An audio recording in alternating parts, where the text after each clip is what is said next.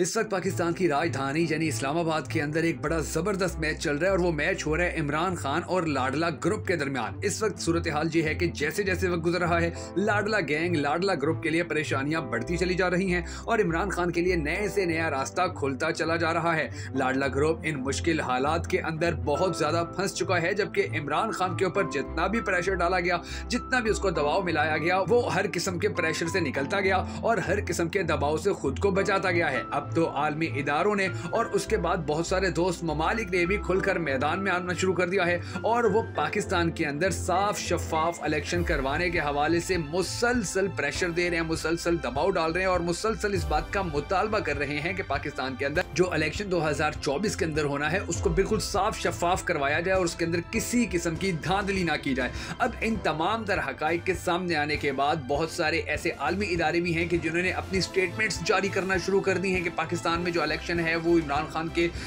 खान को जेल में रख कर ना करवाया जाए या पाकिस्तान तहरीक इंसाफ के ऊपर बगैर पाबंदी लगाए करवाया जाए। और ये जो दबाव आ रहा है ये बड़ा दिलचस्प है और नून लीग के लिए, लाडला गैंग के लिए बड़ी परेशानी का सबब बना हुआ है। तो आज की इस वीडियो के अंदर हम आपको बताने जा रहे हैं कि अब कौन सा नया प्रेशर आ गया और नून लीग के लिए, नवाज शरीफ के लिए जुम्मे का दिन था जो कल गुजरा, ये कितना बड़ी परेशानी का सबब बन गया, इनके लिए कितनी टेंशन बन गई है। मगर उससे पहले हम सबको अल्लाह तबारक व तआला के हुजूर गिड़गिड़ा कर ये दुआ करनी है कि हमारे पाक परवरदिगार हमारे मुल्क के हालात के ऊपर रहम फरमा, हमारे मुल्क के हालात को बेहतर कर पाकिस्तान का अगला वजीर आजम उस शख्स को बना के जिससे ये पाकिस्तानी कौम बड़ी टूट कर मोहब्बत करती है और वो भी पाकिस्तानी कौम से बड़ी टूट कर मोहब्बत करता है। अगर आप भी हम सबके साथ मिलकर इस दुआ में शामिल होना चाहें तो कमेंट सेक्शन के अंदर आमीन जरूर लिख दीजिएगा और कमेंट सेक्शन के अंदर आपने हमें यह भी जरूर बता देना है कि आप आने वाले वक्त के अंदर पाकिस्तान का अगला वजीर आजम किसको देखना चाहते हैं। मैं हूं शकील हैदर और आप देख रहे हैं आपका मोस्ट फेवरेट चैनल बगा फैक्ट्स। दोस्तों, इस सिचुएशन ये है कि इस्लामाबाद के अंदर जो मैच खेला जा रहा है, सियासी मैच, उसके अंदर कोशिश ये की जा रही है कि नवाज शरीफ को बिल्कुल क्लीन चिट दे दी जाए, इसको बिल्कुल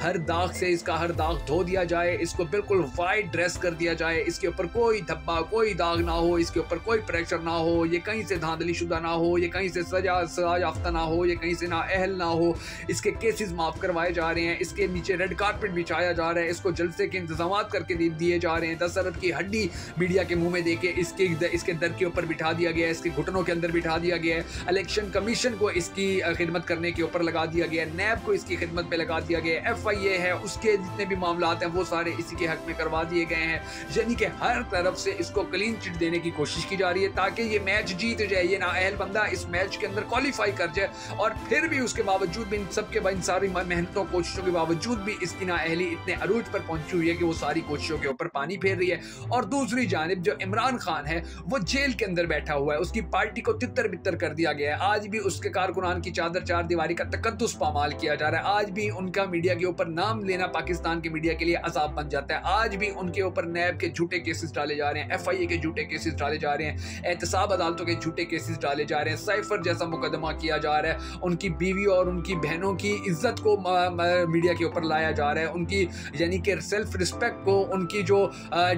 उनका जितना भी मोरल था उसको डाउन करने की कोशिश की जा रही है। मगर वो बंदा आज भी स्ट्रांगली खड़ा है, वो आज भी तगड़ा होकर खड़ा है और वो आज भी इनकी आंखों में आंखें डाल के सीना तान के इनको बता रहे हैं कि मैं पाकिस्तान का बेटा हूं, तुम लुटेरे हो, तुम चोर हो, तुम 2 नंबर हो, तुम फ्रॉडी हो, तुम पाकिस्तान को लूटने वाले हो, पाकिस्तान को बर्बाद करने वाले हो, तुम इतना गंदा टोला हो कि तुम लोगों ने पाकिस्तान को लूट के तबाह करके बर्बाद करके रख दिया, तुम लोगों ने पाकिस्तान की ईंट से ईंट बजा के रख दिया। वो आज भी इनकी आंखों में आंखें डाल के खड़ा हुआ है और यही वजह है कि अल्लाह की मदद के साथ साथ पाकिस्तानी अवाम की जो मोहब्बतें हैं वो सिर्फ और सिर्फ इमरान खान को मिल रही है। अब सिचुएशन ये है कि दुनिया के बड़े बड़े इदारे, दुनिया के बड़े बड़े ममालिक इस वक्त इमरान खान के हक में ना सिर्फ बात करना शुरू हो गया बल्कि उन्होंने वाज़ेह तौर पर कहना शुरू कर दिया कि आप लोगों को जो हम अपने कर्जे के ऑक्सीजन देते हैं वो कर्जे के ऑक्सीजन उसी सूरत में देंगे कि जब पाकिस्तान के अंदर एक साफ शफाफ सियासी इलेक्शन होगा और उस इलेक्शन के अंदर एक पार्टी जीतकर हुकूमत में आएगी तो उसके बाद ही तुम लोगों के साथ हम मामला ठीक करेंगे और उसके बाद ही तुम लोगों के साथ मामला हम आगे चला सकते हैं। अब जो नवाज शरीफ है, इलेक्शन के अंदर इसकी जीत तो एक टके की नजर नहीं आ रही अगर धांधली ना हो, और क्योंकि इसकी सबसे बड़ी वजह यह है कि अवाम ने इसके बारे में सोचना छोड़ दिया है, अवाम ने बिल्कुल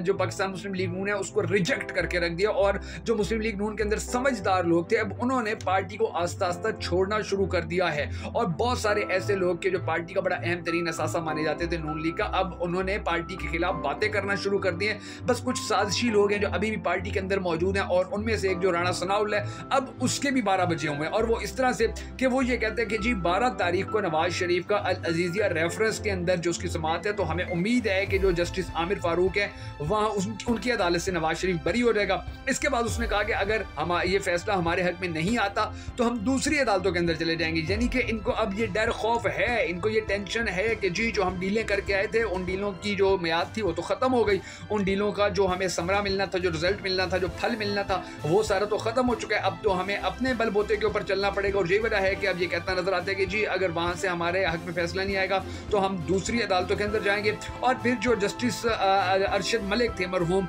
उनको बदनाम करवाने के लिए इसी केस के अंदर उनको बदनाम करवाने के लिए उन्होंने क्या कुछ, उनकी ऑडियो लीक, उनकी वीडियो लीक, उनको सऊदी अरब बुलाया, उनकी खवातीन के साथ नंगी वीडियोस इन्होंने वायरल करवा ली, उनकी कालें इन्होंने वायरल करवा ली। क्या कुछ इन लोगों ने नहीं करवाया था, मगर उसके बावजूद भी इनके लिए मसाइल कम नहीं हुए बल्कि इनके लिए मसाइल बढ़ते चले गए, क्योंकि ये लोग सिर्फ साजिशें करना जानते हैं। पढ़े लिखे तो ये लोग हैं नहीं, इन लोगों को शऊर अकल तो है नहीं। इन लोगों को सिर्फ ये पता है कि किस तरह गंदी ऑडियो बनानी है, किस तरह गंदी वीडियो बनानी है, किस तरह किसको ब्लैकमेल करना है और फिर किस तरह से अपनी ताकत बनानी है। अब ये सारे जो मामला हैं, इन मामलात के अंदर एक जानिब जो इनको यानी कि राणा सनाउल्लाह कहते हैं कि जी जस्टिस आमिर फारूक की अदालत के अंदर हमें रिलैक्सेशन मिल जाएगी, तो जस्टिस गुल हसन है वो कहते हैं कि जी मैं किसी सूरत इसको रिलीफ देने के हवाले से अभी रजामंद नहीं हूँ। और यही वजह है कि जस्टिस आमिर फारूक कहते हैं कि रिलीफ दूंगा और जो जस्टिस गुल हसन है वो कहते हैं रिलीफ नहीं दूंगा। तो इस तरह अगर ये सिचुएशन चलती रही तो नून लीग के लिए बड़ी टेंशन भी बन जाएगी, बड़ी परेशानी भी बन जाएगी। और फिर ये जो मुकदमा है ये डेफिनेटली यानी कि जब बेंच के अंदर से दो जजेस का फैसला अलग अलग आएगा तो वो डेफिनेटली ऊपर जाएगा, सुप्रीम कोर्ट के अंदर जाएगा, और सुप्रीम कोर्ट के अंदर ये गए तो इनके लिए फिर मसाइल मजीद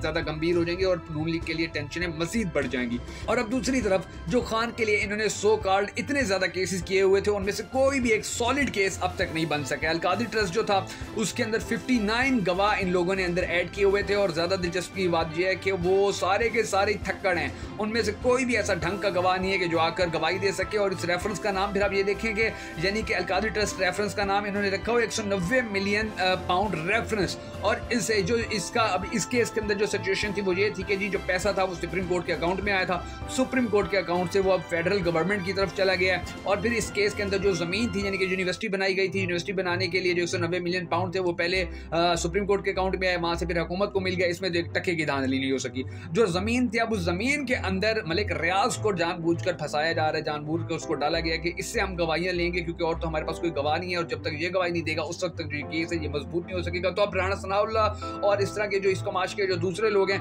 वो मलिक रियाज को ब्लैकमेल कर रहे हैं, मगर अब तक की जो इत्तलात है वो यही है कि मलिक रियाज ने भी इमरान खान के खिलाफ गवाही देने से वाज़ेह तौर पर इंकार कर दिया, वाज़ेह तौर पर उन्होंने ना कर दिया। अब दूसरी तरफ जो वर्ल्ड बैंक है, IMF है, सऊदीया है, UAE है, कुवैत है, चीन है, अब वो सारे भी बल्कि बरतानिया और अमेरिका भी अब ये मुतालबा करते नजर आ रहे हैं कि पाकिस्तान के अंदर साफ शफाफ इलेक्शन करवाए जाए। और सऊदी अरब इस हवाले से बहुत ज्यादा बड़े पैमाने पर काम कर रहा है और उसकी वजह यह है कि सऊदी अरब को हमारे आर्मी ट्रूप्स चाहिए और वो उनको इसके लिए क्योंकि दुनिया के हालात खराब हो रहे हैं तो वो चाहते हैं कि उनकी सिक्योरिटी मजीद टाइट हो जाए। यानी कि अभी कंफर्म खबर नहीं है लेकिन ये इस हवाले से जो बात है वो की जा रही है। और फिर वो ट्रूप्स उसी वक्त ही पाकिस्तान से ले सकते हैं कि जब पाकिस्तान के अंदर एक अवामी मुंतखब हुकूमत हो, इसलिए वो सबसे ज्यादा प्रेशराइज कर रहे हैं, वो सबसे ज्यादा दबाव दे रहे हैं कि अपने मुल्क के अंदर साफ शफाफ इलेक्शन करवाओ। और उन साफ शफाफ इलेक्शन के अंदर जो सियासी पार्टियां हैं उनके ऊपर किसी किस्म का प्रेशर या दबाव ना हो। देखें अभी ऐसा ये मुमकिन नहीं है कि जी पाकिस्तान के जो हालात हैं उनकी जो खबर है, उनकी जो रिपोर्ट है वो आदमी दुनिया को ना मिल रही हो, दोस्त ममालिक को ना मिल रही हो। हर मुल्क की जो खुफिया एजेंसी है वो पाकिस्तान के बारे में उनको रिपोर्ट दे रही है और यही वजह है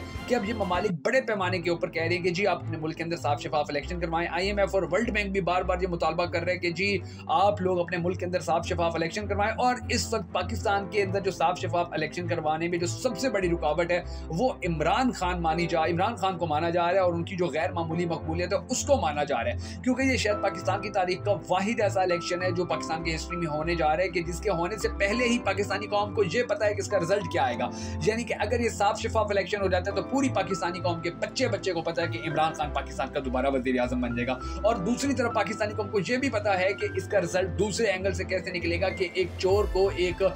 लुटेरे को, एक भगोड़े को, एक मुजरिम को, एक इश्तिहारी को पाकिस्तान में रेड कारपेट बिछा के उसके ऊपर उसको लाया गया, तो उसको इलेक्शन के अंदर जितवाने के लिए ही उसको इतना प्रोटोकॉल दिया जा रहा है। तो वो आने वाले वक्त के अंदर इलेक्शन धांधली के जरिए जीत सकते हैं। यानी कि जो दो रिजल्ट्स हैं, इन रिजल्ट्स के अलावा तीसरे रिजल्ट के ऊपर पाकिस्तानी कौम सोच ही नहीं रही है, मगर आलमी दबाव जो है अब उसने नवाज शरीफ के लिए बड़े मसाइल पैदा कर दिए हैं। अब उसने पाकिस्तान मुस्लिम लीग नून के लिए बड़ी टेंशनें पैदा कर दी हैं। और अब आप इनके चेहरे देखें, बड़े इनके चेहरे उतरे हुए होते हैं। राणा सनाउल्लाह हो, मरियम औरंगजेब हो, मरियम बीबी हो, अब ये देखें मीडिया के ऊपर भी कम आते हैं, सिर्फ इसी वजह से कि उनको पता चल गया है कि हम नवाज शरीफ को वापस ला के भी फंस चुके हैं और नवाज शरीफ नजरी वापस ना आता तब भी हम फंसे रहते हैं। और अब इंशाल्लाह इनका जो बुरा वक्त है वो शुरू होने जा रहा है। अगर आप भी इमरान खान को सपोर्ट करते हैं, पाकिस्तान तहरीक इंसाफ को सपोर्ट करते हैं, इनके लिए उठने वाली हर आवाज को सपोर्ट करते हैं, तो हमारी इस वीडियो को लाइक कर दीजिएगा, कमेंट कर दीजिएगा, शेयर कर दीजिएगा और हमारे फेसबुक पेज बगफ फैक्ट्स को फॉलो जरूर कर लीजिए। ऊपर फॉलो का ऑप्शन आ रहा है अगर अब तक आपने फॉलो नहीं किया। और अगर आप हमें मजीद भी अखलाकी तौर के ऊपर सपोर्ट करना चाहें तो हमारे यूट्यूब चैनल बगफ फैक्ट्स को जाकर सब्सक्राइब जरूर कर लीजिएगा।